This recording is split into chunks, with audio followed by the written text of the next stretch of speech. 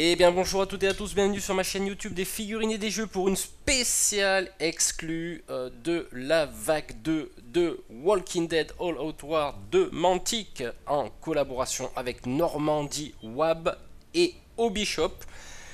La ferme d'Herschel, donc c'est un produit exclusif Hobbyshop en collaboration avec Normandie Wab, notamment Gwenel Jallet. Donc ce que je vous propose de faire, c'est non pas de faire l'unboxing du produit, parce que ça va être packagé par Hobbyshop. Ce que je vous propose, c'est de se téléporter à Hobbyshop, car bien sûr, le mage elfe est doté de pouvoirs de téléportation. C'est parti!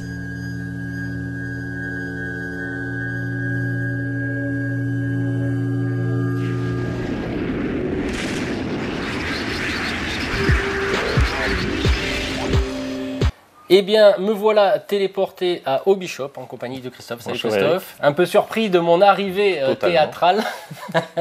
Alors, ce qu'on va vous montrer dans cette vidéo, ça va être la grange d'Herschel. Oui. Qui est un produit exclusif Hobbyshop en collaboration avec Normandie Wab. Tout à fait. Partenaire également. Oui. Alors, est-ce que tu peux nous parler un petit peu du début, de l'idée de concevoir? C'est relativement simple en fait pour le jeu, pour les scénarios. On s'est dit que ça pouvait être une bonne idée de produire une grange à l'échelle pour ce jeu. Du coup, la première idée qui m'est venue évidemment, c'est de contacter Gwenel pour préparer quelque chose de sympa. Voilà. Gwenel Jallet, pardon, qu'on salue au passage. Ce qu'on va vous proposer, parce que c'est vrai que c'est un produit exclusif Hobbyshop, en collaboration, en fait, cette espèce de triangulation entre Hobbyshop, Normandie Wab et la chaîne des figurines et des jeux en partenariat. Je vais proposer à Christophe de nous présenter sur la nouvelle table de jeu de la vague 2, hein, c'est ça, je dis pas de bêtises? Oui, c'est ça, tout à fait. De Walking Dead, la ferme d'Herschel. On se retrouve tout de suite sur la table. Et bien voilà Christophe, on se retrouve sur ta nouvelle table que tu as conçue pour la vague 2. Donc bah, écoute, je te laisse nous présenter dans un premier temps la table si tu veux bien, et ensuite on va pencher sur la grange. Bah, écoute, c'est assez simple, hein. J'ai été chercher dans les comics des illustrations pour voir un petit peu les dimensions, les proportions, l'agencement des différents éléments de ce paysage-là. Donc j'ai essayé de me rapprocher au maximum des images. J'ai mélangé quelques éléments avec ceux du jeu vidéo, notamment pour le puits. Et puis après, globalement respecter les proportions qui étaient présentes sur les dessins, les divers dessins de la BD pour que ce soit le plus fidèle possible, tout simplement. D'accord. Alors comment t'es venue l'idée de la conception de la grange, par exemple? Oh, c'est assez simple en fait, je voulais juste avoir une grange pour jouer. Tu sais, c'est assez facile hein, de me motiver à faire des décors en général. Oui, je sais bien. Donc effectivement, cette grange, elle a été faite en collaboration avec Normandie Wab, qui est aussi un de mes partenaires. Alors, d'après ce que je sais, tu leur as donné la dimension exacte que tu voulais. Alors en fait, je les ai contactés pour savoir si déjà c'était envisageable et possible de faire un produit en partenariat avec eux. Et puis effectivement, je suis arrivé avec quelques éléments pour l'aider à construire le modèle aux dimensions qui m'arrangeait. Et globalement, je ne suis pas trop mal tombé puisqu'on se retrouve quasi à 1,5 centimètre de différence avec le kit qui est présent en carton dans la boîte de Mice Behind Us. Donc tu vois, finalement, j'ai encore le compas dans l'œil, même quand il s'agit de dessins sur une bande dessinée. D'accord. Donc là, j'aimerais un petit peu, parce que là, c'est pas simplement qu'une grange, il y a tout un système. Alors ouais, l'idée c'est vraiment, ça, de travailler sur un élément de table complet. Donc un plateau aux dimensions classiques, avoir la grange, les barricades, des petites pièces d'agrément. On a même fait une petite niche pour le chien, il restait de la place sur les plaques en bois. Donc c'est le genre de petites choses qui vont meubler, faire des petits bloquants quand même, parce que c'est important dans ce jeu-là, les bloquants, on le sait. pour que les zombies soient pas tout le temps en train de boulotter les survivants. Ah oui, tout à fait. Puis on voit le camping-car qui arrive au fond. Ouais, ça c'est pour la déco. Ouais, alors là, ce qu'on va regarder, on va regarder un petit peu l'intérieur parce que je suis un peu curieux. Oui, bien Je sais sûr. que tu nous as sorti un tuto dont je mettrai le lien. Oui, on le met en ligne. Voilà, donc là, sous peu. waouh. Là, Donc déjà... ça, c'est les quatre pans de toit, et après, tu as les plateaux qui s'en vont. Ah oui, avec une petite cellule. Et tu as la petite cellule pour le cheval. Ah ouais, oui, oui. Avec une porte coulissante, hein, comme il sait bien faire, comme il avait sur le wagon. Ouais, oui, effectivement. Voilà. Sur le wagon, donc c'est génial. Donc là, il y a tout plein de décors. Là, ça nous fait un peu penser, effectivement. Alors, moi, ça me fait penser, parce que j'ai pas lu les comics, mais ça me fait penser à la série télé où ils vont ouvrir la fameuse grange. Oui, et ça se passe pratiquement de la même façon. Ouais, il n'y a juste pas Sophia dans la grange, quoi. D'accord. Sophia est une invention des scénaristes. Donc là, on va remettre tout ça. On va jeter un petit coup d'œil aussi à la table, parce que je pense...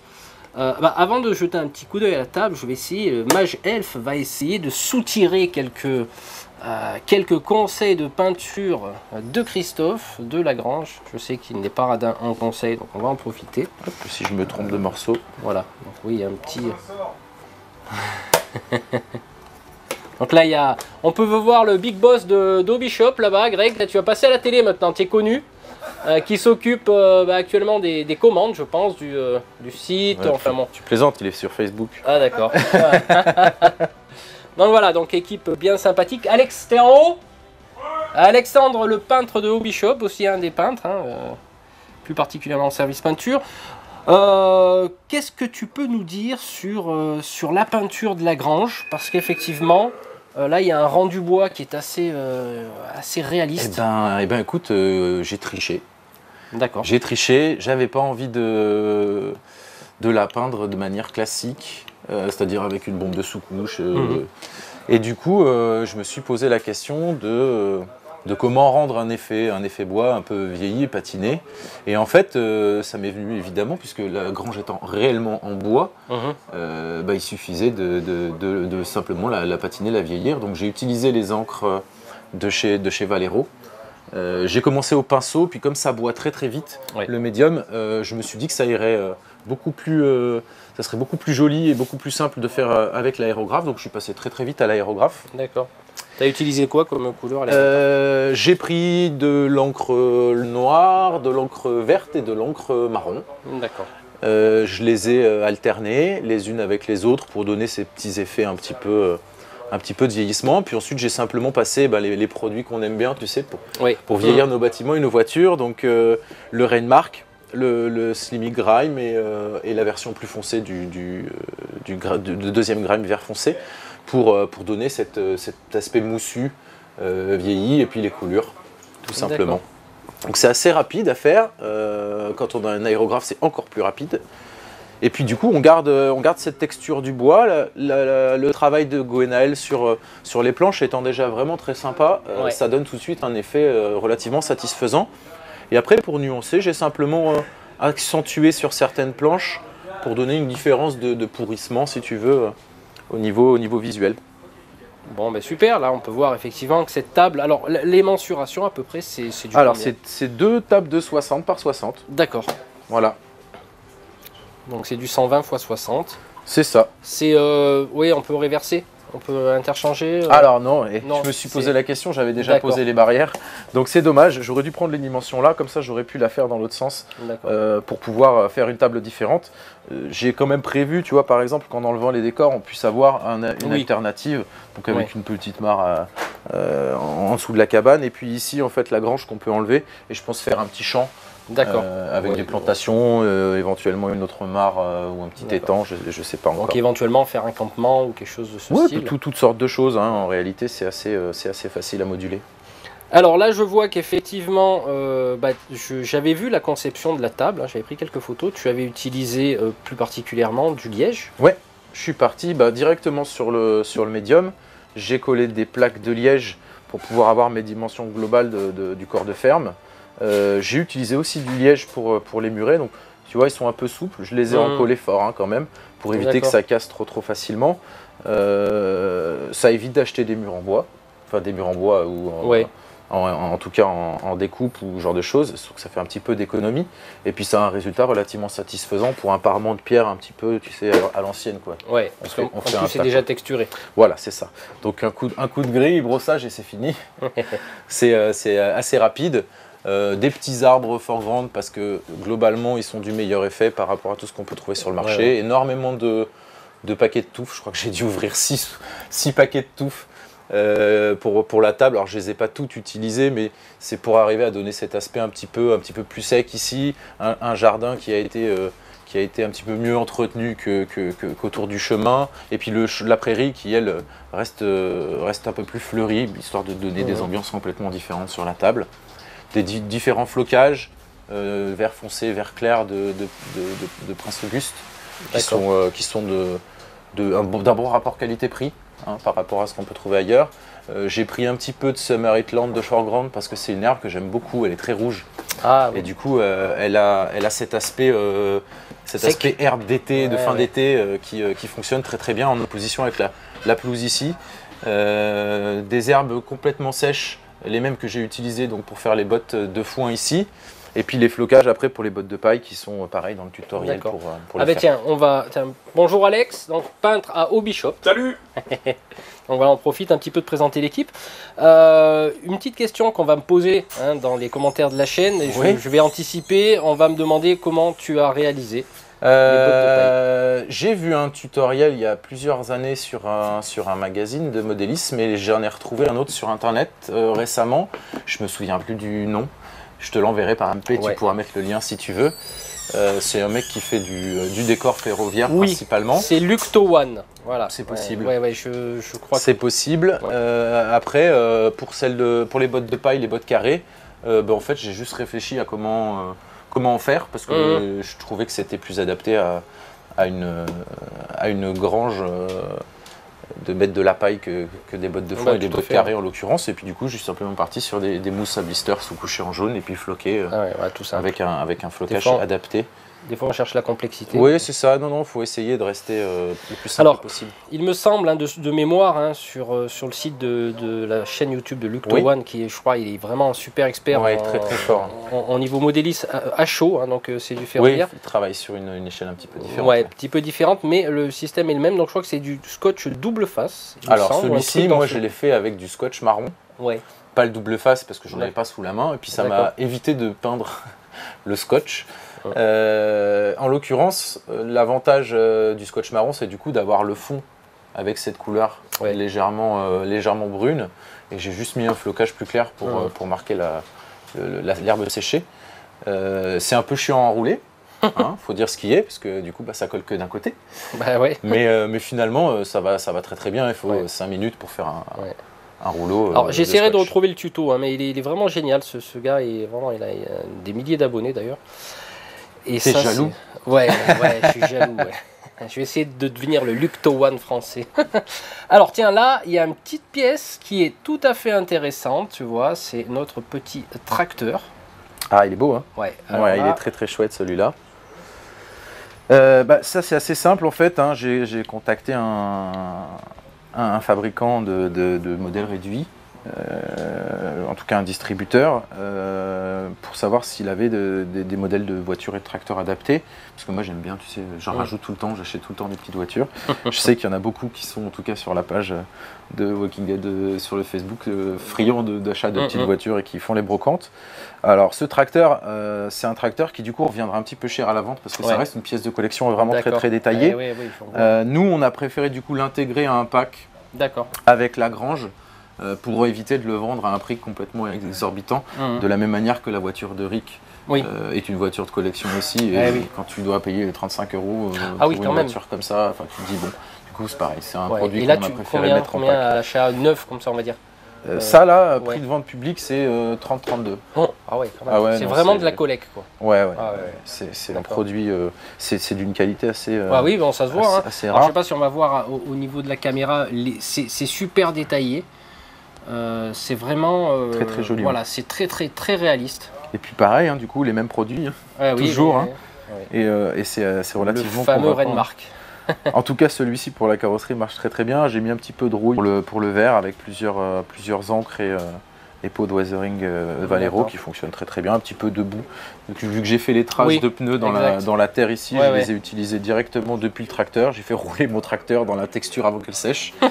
Bon, elles sont, on les voit assez peu hein, finalement, tu vois, elles sont cachées. Oui, oui, mais elles apparaissent un petit peu. on voit là, je vois, effectivement, Faut les Les chercher, mais traces. on les voit un petit peu. les traces du... Et puis effectivement, la barrière, là-bas. Donc la barrière de bois qui est intégrée au kit, hein, Ouais. avec la Tout est grange, intégré, la curie, l'intérieur. Il y a les petits trous qui sont en plus ici. Là, le petit tas de planches, ce sont des chutes, D'accord. des plaques de bois, et puis la niche à Toby, parce que moi je l'appelle le chien Toby. Toby, d'accord. D'ailleurs, je pensais réaliser la petite tombe de Toby derrière. C'est pas un chien, c'est Toby. C'est Ah, Toby. tu l'as vu la pub? Donc voilà, bah, effectivement, oui, il y a du boulot, et puis ça doit être très très agréable à jouer. En plus, tu peux pas enlever les décors, c'est bien, c'est pas fixe. Bah, globalement, j'ai Voilà. juste fixé les barrières parce que Voilà. c'est pas trop gênant. Moi, tu sais, nous, les tables, on les range assez facilement à la boutique. Donc, je préfère faire quelque chose de propre, de solide, Ouais. plutôt que d'avoir tout le temps les éléments, les socles en plus. Simplement pour les bâtiments, j'ai préféré les laisser sur socle pour pouvoir les ranger et les utiliser surtout dans d'autres circonstances. Ouais, bah oui. Parce que je peux utiliser cette grange dans n'importe quel autre jeu, ça ne posera aucun souci. Ah bah oui, tout à fait. Ce que je fais déjà avec la maison de Sam, Ouais. qui de base est un décor chic à Galway, qu'on a utilisé déjà nous Ouais. dans le lotissement des précédentes tables de Walking Dead, puis qu'on utilise assez souvent dans plusieurs jeux.